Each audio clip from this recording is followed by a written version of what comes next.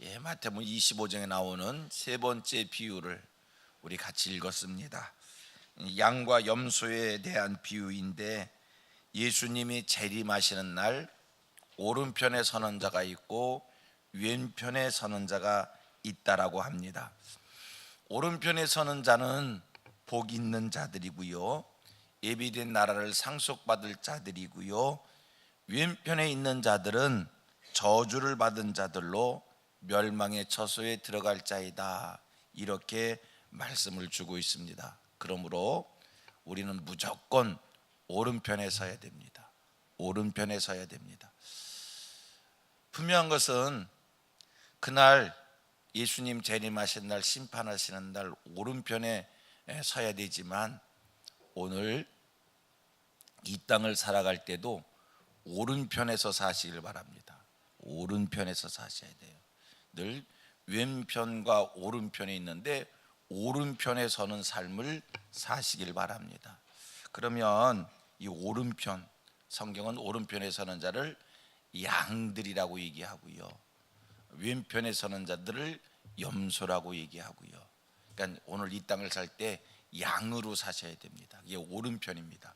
염소로 살면 그건 왼편입니다. 양으로 살 것이냐 염소로 살 것이냐, 오른편이냐 왼편이냐. 심판의 날 오른편에 서야 될 뿐 아니라 오늘을 사는 모습도 오른편 양으로 사는 저와 여러분들 되기를 바라고요.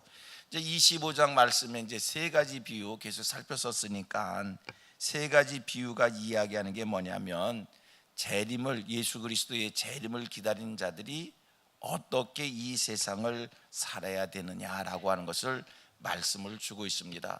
첫 번째 비유에서 말씀한 것은 예수님이 호련히 오신다는 거예요. 갑자기 오신다는 거예요. 그냥 갑자기.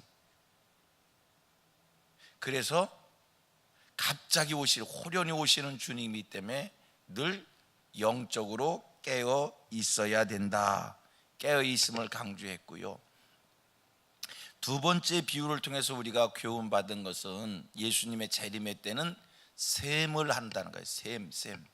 이 세상을 어떻게 살았느냐, 내가 이 세상을 살면서 무엇을 얼마나 했느냐, 얼마나 남겼느냐, 셈을 하는 것이기 때문에 매일매일의 삶이 성실해야 된다, 충성스러워야 된다. 오늘 내가 할 수 있는 일에 게으름 피우지 말고, 미루지 말고, 어떤 이유와 변명 없이 오늘 할 수 있는 일에 열심을 다하는 삶, 성실한 삶, 충성스러운 삶. 잘했냐 못했냐가 중요한 게 아니에요. 잘할 수도 있고 못할 수도 있고 실수할 수도 있고 본전을 까먹을 수도 있고, 중요한 것은 오늘 내가 할 수 있는 일에 얼마나 열심을 다하는 그런 모습으로 살았느냐라고 하는 것이 이제 두 번째 비유를 통한 교훈이고요. 이게 재림을 기다리는, 예수 그리스도의 재림을 기다린 자의 신앙 삶의 모습인 거고요.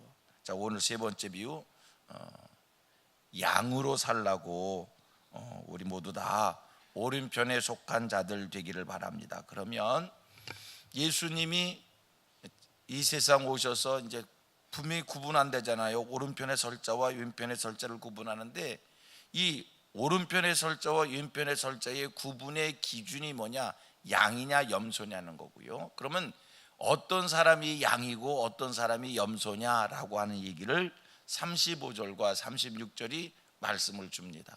35절 36절 말씀, 귀한 말씀입니다. 마음에 새기면서 이 말씀을 실천할 수 있기를 바랍니다. 제가 늘 강조하는 얘기가 있어요. 예수를 입으로 믿지 말고요, 삶으로 믿어야 됩니다. 여러분, 예수를 믿는다는 것을 입으로 고백해서 나 예수 믿는 사람이야, 근데 예수를 믿는다는 것을 입으로 고백해서 사람들을 알게 하는 게 아니라, 여러분들의 삶을 통해서 예수 믿는 사람인 것을 삶으로 고백할 수 있기를 바랍니다. 삶으로 고백을 해야 돼요. 삶으로.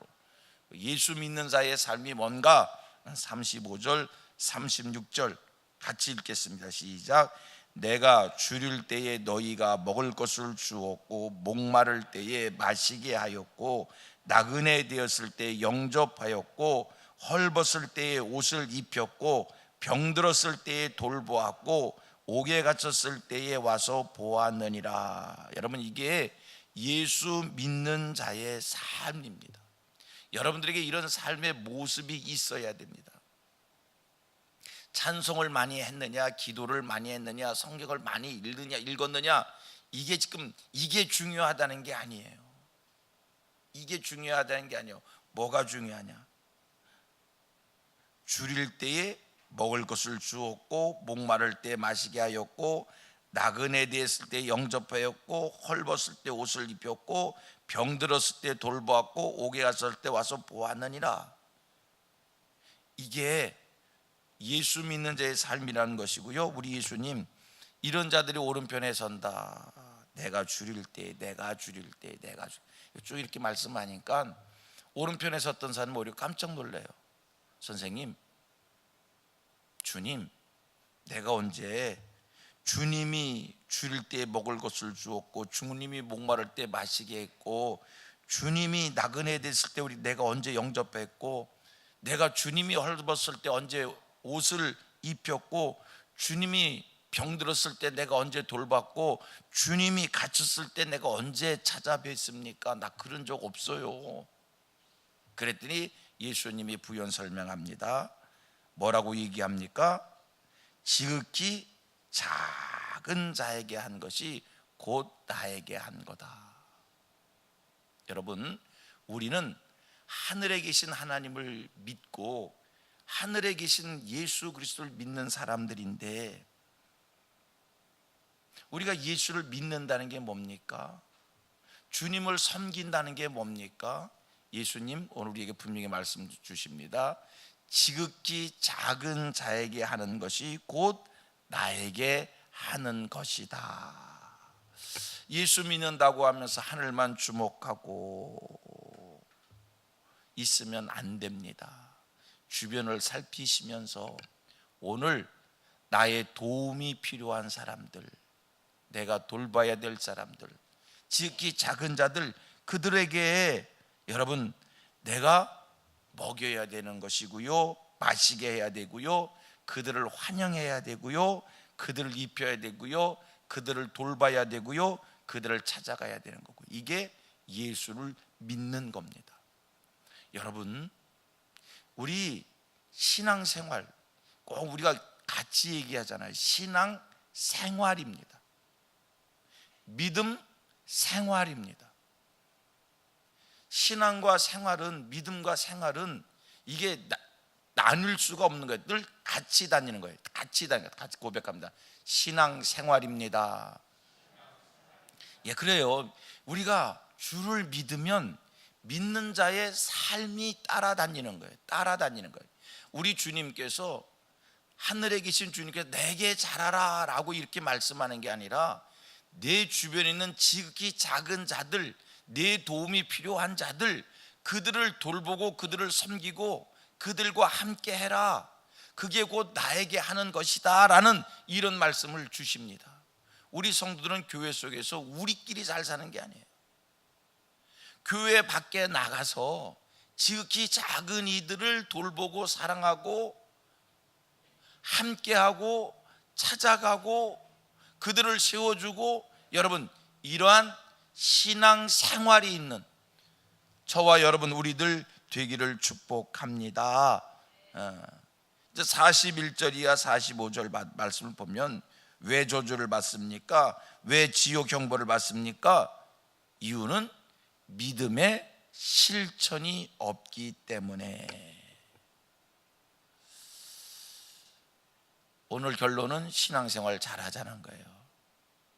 자, 오늘 설교 본문은, 오늘 성경 본문은 이렇게까지만 나오고 있습니다만, 우리가 조금 더 여기서 폭넓게 이해를 하십시다.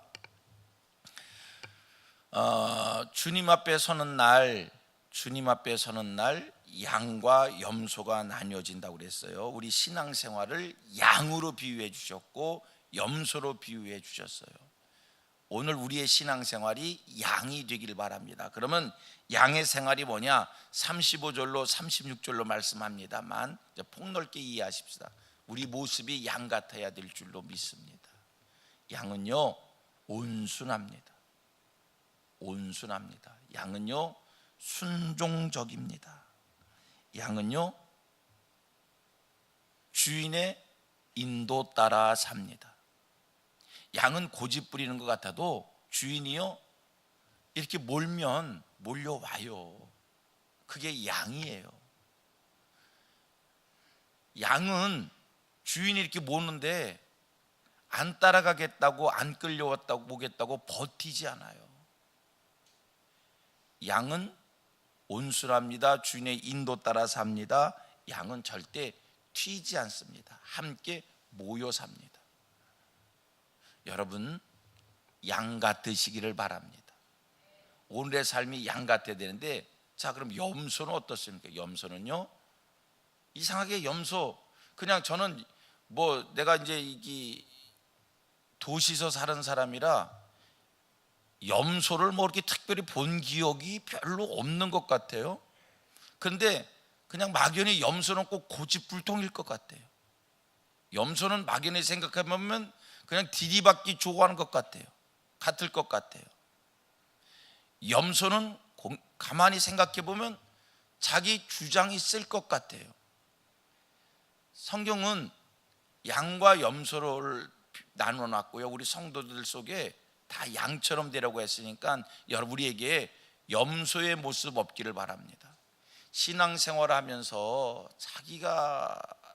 자기 주장을 있어야겠지만 자기 주장을 끝까지 고집부리지 않고 튀지 않고 저 양의 모습 되기를 우리 함께 소원하고요. 우리 성민교회는 다 양이 모여있는 양들의 공동체가 되기를 축복합니다. 서로 들이받지 말고 서로 목소리 높이지 말고 함께하는 그런 양들의 공동체 되기를 원하고요. 자 25장 전체의 말씀의 결론을 맺습니다. 우리는 주님의 재림을 손꼽아 기다리는 사람들입니다. 주의 재림을 기다리는 사람들이 어떻게 살아야 되는가? 기도만 많이 하고 말씀만 많이 봤다고 해서 예수 그리스도의 재림을 기다리는 신앙이 아니라 이 세 가지 비유를 통해서 우리가 깨닫는 바는 뭐냐면 어떻게 살아야 되느냐, 주의 재림을 기다리는 자들이 어떻게 살아야 되느냐. 첫째, 영적으로 깨어 있어야 된다는 겁니다. 늘 하나님을 집중하시고 주의 말씀이 들려졌을 때 순종적 자세를 갖는 영적 깨어있음. 두 번째 비유를 통해서 우리가 무슨 교훈을 받습니까? 주님의 재림의 때는 새 많은 날입니다. 얼마나 성실하게 살았냐에 따라서 상급이 주어집니다. 성실한 삶이 강조되어집니다. 성실하게, 신실하게, 충성되게 오늘 할 수 있는 일을 미루지 않고 열심을 다하는 것, 이게 주님의 재림을 기다리는 자의 삶이라는 것이고요. 세 번째 비유는요, 주의 재림을 기다리는 사람들, 이 땅을 살면서 선행을 베푸는 삶을 살라는 거예요. 예수를 바라다 본다고 해서 하늘만 쳐다보고 있지 말고 이웃에게, 우리의 도움이 필요한 사람들에게 찾아가서 그들을 잘 섬기고 사랑하고 나누고, 이게 주의 재림을 기다리는 자의 신실한 삶이다라고 하는 것을 말씀을 주십니다. 우리 성도는 예수 그리스도의 재림을 기다리는 사람들이기 때문에 오늘의 말씀이 25장의 말씀이 우리의 삶의 실천으로 잘 지켜지게 되기를 축복합니다.